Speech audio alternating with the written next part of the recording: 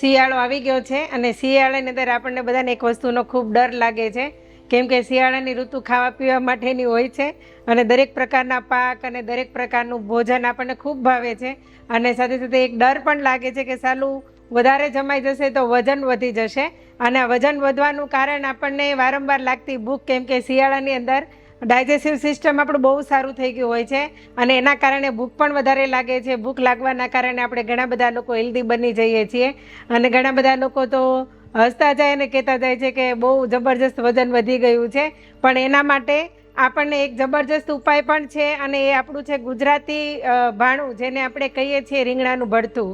અને રીંગણાનું ભરતું અત્યારે તો વર્લ્ડ ફેમસ છે. અત્યારની જે જનરેશન છે એ લોકોને રીંગણાનું નામ પડે ત્યાં જ તકલીફ થઈ જાય છે. રીંગણાનું ભરતું ભાવતું નથી, રીંગણાનું શાક ભાવતું નથી. પણ આની અંદર જે ફાયદા છે એ ફાયદા ખૂબ જ મસ્ત મજાના છે, જે આજે આપણે જાણવાના છીએ. સાથે સાથે એક વસ્તુ હું તમને જણાવી દઉં કે આપણું રીંગણાનું જે ભરતું છે ને એ દેશી રૂઢીની અંદર જ મસ્ત લાગે છે. એની અંદર જે લસણ પડે છે, એની અંદર જે કાંદા પડે છે, એની અંદર જે કાચી ઘાણીનું તેલ પડે છે અને બેસ્ટ રીતે જે બનાવવામાં આવે છે એ જ આપણી સારી રીત અને પદ્ધતિ છે. પણ અત્યારે ડિફિકલ્ટી એ છે કે લોકો અનેક રીતે રીંગણાનું ભરતું બનાવવા શીખ્યા છે.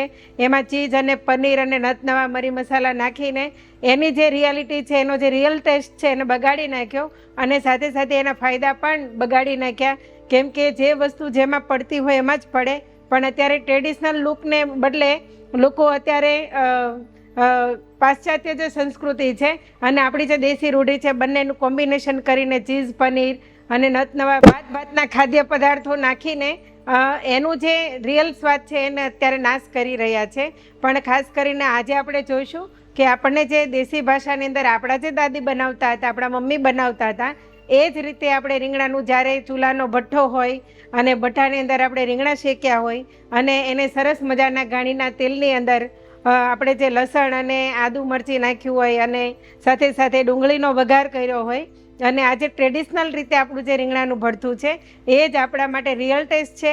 અને સૌથી વધારે વજન ઘટાડવામાં પણ એ આપણને મદદ કરે છે ને એટલા માટે જ રીંગણાનું ભરતું ખાસ કરીને શિયાળાની વાનગી છે અને લોકો હોશે હોશે ખાય પણ છે.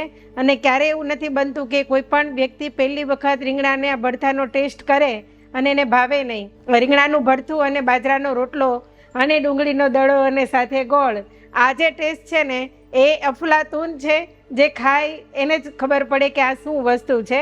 પણ સાથે સાથે આજે આપણે જોઈશું કે રીંગણાનું ભરતું વજન ઘટાડવામાં કઈ રીતે મદદ કરે છે. તો ખાસ મિત્રો મારી સાથે જોડાયેલા રહેજો.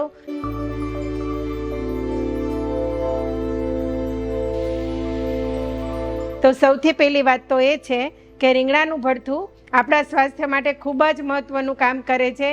કેમ કે રીંગણ પ્રકૃતિના ગરમ છે અને એટલા માટે શિયાળાની ગુલાબી ઠંડીની અંદર જ્યારે આપણે રીંગણાનું ભરતું ખાઈએ છીએ તો ખાસ કરીને શરીરની અંદર ગરમી ઉત્પન્ન કરે છે, જેના કારણે આપણા જે હૃદયના મસલ્સ છે મજબૂત થાય છે અને સારા સક્રિય બને છે, જેના કારણે બ્લડ સર્ક્યુલેશન સારું થાય છે. બીજું કે રીંગણું પચવામાં ભારે છે એટલે ધીમે ધીમે કરીને પચે છે, માટે જલ્દીથી ભૂખ લાગતી નથી. અને એટલા માટે જે શિયાળાની અંદર થોડી વારે આપણને ભૂખ લાગીને જે ખાવ જેવું થઈ રહ્યું છે, જેના કારણે વારંવાર જમવાથી આપણું જે વજન વધી રહ્યું છે વજનને આપણે કંટ્રોલ કરી શકીએ છીએ. રીંગણ જે છે પિત્ત વૃદ્ધિનું કામ કરે છે. એના માટે આપણા હૃદયના જે મસલ્સ છે તેને સ્ટ્રેન્થ વધે છે અને એના કારણે બ્લડ સર્ક્યુલેશન સારું થાય છે. સાથે સાથે એની અંદર જે ક્વોલિટી છે પ્યુરિફિકેશનની ક્વોલિટી, એના કારણે આપણું લીવર પણ મજબૂત બને છે, સારું ચાલે છે અને સારી રીતે વર્ક કરી શકે છે. તો આ એની ક્વોલિટી છે. માટે રીંગણ આપણા સ્વાસ્થ્ય માટે ખૂબ જ મહત્ત્વનો ભાગ ભજવે છે. ખાસ કરીને રીંગણની અંદર વિટામિન બી, વિટામિન કે અને B6 આવેલા છે. સાથે સાથે તેની અંદર folate, thiamine, નિયાસિન, magnesium, phosphorus, copper, dietary fibre, folic acid અને પોટેશિયમ જેવા જરૂરી પોષક તત્વો ભરપૂર પ્રમાણમાં છે. ખાસ કરીને વિટામિન B6 જે આની અંદર આવેલું છે તે આપણા હૃદયની સ્ટેમિનાને જાળવી રાખે છે અને બ્લડ પ્રેશરને કંટ્રોલ કરે છે અને કોલેસ્ટ્રોલ લેવલને પણ જાળવી રાખે છે. રીંગણમાં જે વોટર રહેલું છે તે આપણી સ્કિનને ગ્લો કરવામાં ખૂબ મદદ કરે છે, સ્કિનને સોફ્ટ રાખવામાં પણ મદદ કરે છે. એટલે રીંગણ માત્ર ને માત્ર હાર્ટ માટે નહીં પણ આપણી સ્કિન માટે પણ ખૂબ મહત્ત્વનું કામ કરી રહ્યું છે. રીંગણમાં ઓછી કેલેરી છે અને ભરપૂર માત્રામાં ફાઇબર છે. અને એટલા માટે ફાઈબર છે જે ધીમે ધીમે કરીને આપણા બોડીની અંદર ડાયજેસ્ટ થાય છે, જેના કારણે ભૂખ જલ્દીથી લાગતી નથી. મતલબમાં જે શિયાળામાં વારંવાર જમવાથી જે વજન વધી રહ્યું છે, આ વજનને આપણે કંટ્રોલ કરી શકીએ છીએ. નેશનલ લાઇબ્રેરી ઓફ મેડિસિનના રિસર્ચ મુજબ anthocyanin anti diabetic, anti obesity, anti cancer, anti inflammatory, anti microbial તેમજ કાર્ડિયોવેસ્ક્યુલર રોગો એટલે કે હૃદયના તમામ રોગોની સામે ખૂબ જ ફાયદાકારક છે. રીંગણમાં ફાઈબરનું પ્રમાણ ખૂબ વધારે પ્રમાણમાં છે, જેના કારણે રીંગણ વધારે ભૂખ લાગવા નથી દીધું. કેમ કે વારંવાર જો ભૂખ લાગે ને વારંવાર જો આપણે કાર્બોહાઈડ્રેટ લઈએ તો એમાંથી જે સુગર છૂટવું પડે છે, જેના કારણે આપણું ડાયાબિટીસનું લેવલ વધી જાય. માટે ડાયાબિટીક પેશન્ટો માટે પણ રીંગણનું ભરથું ખૂબ જ મહત્વનું કામ કરી રહ્યું છે. સાથે સાથે આપણે જે રીંગણના ભરથાની અંદર જે ઇન્ગ્રીડિયન્ટ્સ વાપરીએ છીએ, ખાસ કરીને લીલી ડુંગળી, તો લીલી ડુંગળીની અંદર ભરપૂર પ્રમાણમાં ફાઈબર છે અને કોન્સ્ટિપેશનમાં પણ આપણને ખૂબ જ મહત્વનો ભાગ ભજવી રહી છે. કેમ કે જેટલું ફાઈબર વધારે તેટલું આપણને કબજિયાત ઓછું થાય અને મળ આપણો સારી રીતે પાસ થાય છે. તો કફ કંટ્રોલ કરવામાં પણ આપણને આ જે ડુંગળી છે ખૂબ જ મહત્વનો ભાગ ભજવી રહી છે. ડુંગળી માતાના દૂધને ફિલ્ટર કરવાનું કામ કરે છે અને સાથે સાથે પુરુષોની અંદર જે સ્પર્મ કાઉન્ટનો પ્રોબ્લેમ છે એને પણ વધારવાનું કામ કરે છે. માટે ડુંગળી સ્વાસ્થ્ય માટે ખૂબ જ મહત્વનો ભાગ ભજવી રહ્યું છે. માટે કોઈ પણ વસ્તુ કુદરતે એમ જ બનાવી નથી, પણ એને યોગ્ય રીતે વાપરવામાં આવે, યોગ્ય વસ્તુની સાથે જો એનો ઉપયોગ કરવામાં આવે તો દરેક વસ્તુનો આપણે સારામાં સારી રીતે ફાયદો લઈ શકીએ છીએ.